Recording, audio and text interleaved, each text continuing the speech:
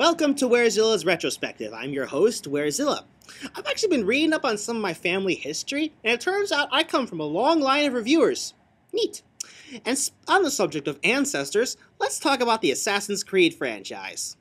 Taking the idea of historical figures having been part of an ancient conspiracy, the Assassin's Creed franchise is about an assassin's battle through history with the Knights Templar, shown through the eyes of modern-day hero Desmond, reliving the memories of his ancestors, all while learning the sun is going to destroy the planet and the assassins must look for a way to save the world. Yeah, lots of things to keep track of, and the fact that the final entry in the series is just going to have to add more stuff for another time period is, well, how do I put this?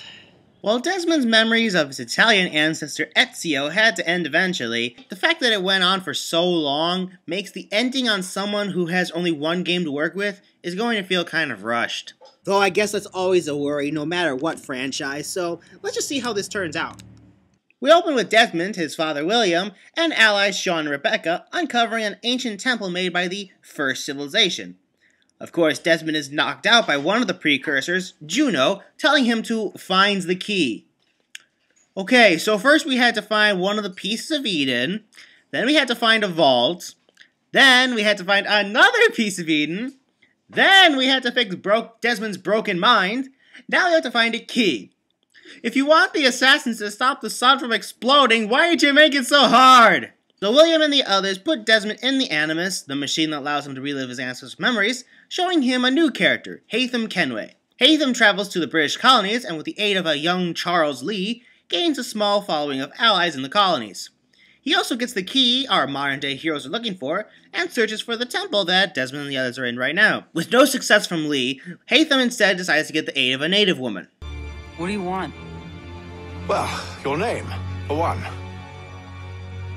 I'm Godzi Zio. Pleased to meet you. God's day. Just call me Zio. Dio. Zio. Zio? Anyway, so after assassinating corrupt General Edward Braddock, she shows Haytham the entrance to the temple. Alas, he has the key to the door inside, but not the piece of Eden to get inside in the first place. All is not lost, though. Through Lee's aid, Haytham gets all the allies he wanted, so he decides to induct Lee into the Brotherhood of Assassins. You are a Templar. May the Father of Understanding guide us. May the Father of Understanding guide us. Wait, what? Yeah, the characters are just as surprised as the player is right now. Sean and Rebecca speculate that Haytham may have been an assassin before defecting to the Templars, though William is more insistent that Desmond continue with the Animus. An order Desmond, for some reason, does not take well. I'm sick of being a goddamn pawn. I thought it might be different with you. I mean, you're my father, but turns out you're no better than the fucking Templars. Don't you ever equate me to those bastards again. You hear me? Everything I do, everything I have done, has been for you. Maybe I pushed a little too hard, asked a little too much, but try and remember exactly what's at stake here. You need to get it together, kid. We're running out of time. Hate to sound like a dick, but William is right, considering the world is about to end after all. Anyway, while Sean starts looking for power sources for the temple, Desmond returns to the Animus, learning that Haytham's bloodline continued with him and Zio's son, Rahakaten, a name I'm pretty sure I'm pronouncing wrong. One day he goes out playing with his friends, only to get discovered by Lee, who isn't even pretending to not be evil at this point. You are nothing, a speck of dust. You and all your ilk, living in the dirt like animals, oblivious to the true ways of the world. The wiser among you recognize the shape of the future. They throw themselves at our feet and beg mercy. But not you, it seems. No.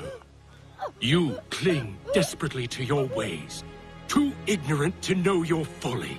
Kind of at odds of how he was rather polite in the Haytham levels, but hey, maybe he's just racist towards Native Americans.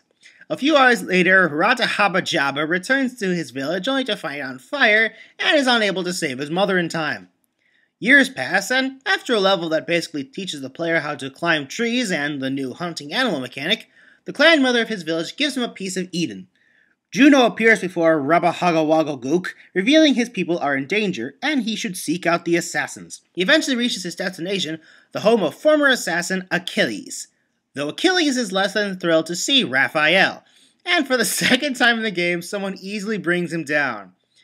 However, after seeing him fight off a bunch of thugs attempting to rob his house in the middle of the night, Achilles relents and fills Ratatouille in on the situation. What do the Templars want? What they've always wanted. Control. They see an opportunity in the colonies. A chance for new beginnings, unfettered by the chaos of the past. This is why they backed the British. Here they have a chance to illustrate the merits of their beliefs, a people in service to the principles of order and structure. I have seen what is to come if they succeed. They have to die, don't they? All of them. Even my father. Especially your father. He's the one holding the whole thing together. And here I was thinking there would be a Luke, I am your father moment when the two characters met. I guess Achilles doesn't operate on the same logic as Obi-Wan Kenobi. He also decides to give Rabble Wabble the name Connor. Hey, that's a name I can actually pronounce. The two arrive in Boston and attempt to stop the Templars from inciting a riot. Of course, Boston, the year 1978, a riot. Your plot is ended. Not quite. Oh, damn you! Fire!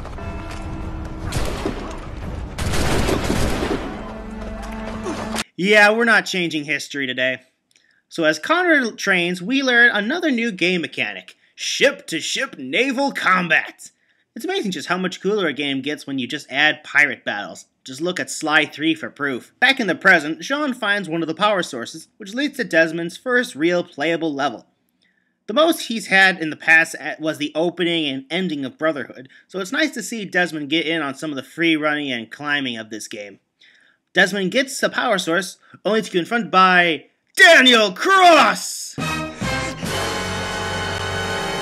Wait, who? So who the hell is Daniel Cross? At least Desmond is as confused as I was. It seems he was a former assassin now working for the Templars. Unfortunately, I can't help but get this feeling I'm supposed to know who he is. I think we might be missing something. Back with Connor, we learn his people's village is being bought out by William Johnson, one of Hatham's allies. What have you done? When my people go to war, a hatchet is buried into a post to signify its start. When the threat is ended, the hatchet is removed. To any Native American viewers, is that a real tradition used by any Native American tribe? Connor joins Samuel Adams and various others in cutting off Johnson's funds by... Well, I think Sam Adams is enough of a hint as to how they do so. Of course, this is where I have to bring up something that really drags the game down. Remember those full sync requirements to get 100% completion that was introduced in Brotherhood? You know, the ones that only serve to restrict the player and make levels less fun? The ones that got even worse in Revelations? Well, they somehow managed to get even worse than that here in this game. A normally simple task of throwing crates into the harbor is made tedious by having to kill redcoats with their own muskets and tossing 3 of them into the water, which isn't easy to control in the first place. Believe me, it's only going to get worse later. So after killing Johnson, Connor helps Paul Revere warn Lexington and Concord about the approaching redcoat forces. And I do have to give him credit for at least having Revere say it's the regulars instead of the British, which historically is what he actually did say. And it makes more sense, since most people who lived in the colonies were British anyway. After the Battle of Lexington and Concord, seriously, Connor was involved with that too, he gets the opportunity to meet General Washington, now the commander of the Patriot Army. Had a history overload yet? Well, too bad, here comes the Battle of Bunker Hill. And the full sync thing requires Connor to make it across the battlefield without getting hit once. Yeah, that's possible without trying 1,000,000 fucking times! Let's just say that probably would have been easier accomplishment to do in the actual Battle of Bunker Hill.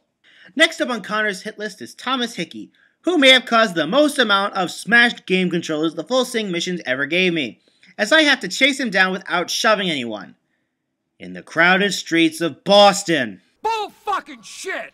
Connor and Hickey are thrown in jail, though Hatham and Lee frees Hickey and plans to assassinate Washington and frame Connor. Then again, Hickey tries to kill Washington himself in broad daylight in front of a bunch of people during Connor's planned execution, so I have no idea how he plans on framing him in the first place. Nevertheless, Connor stops Hickey by ramming a tomahawk into his chest, and his name is cleared. He then witnesses the signing of the Declaration of Independence on July 16, 1775.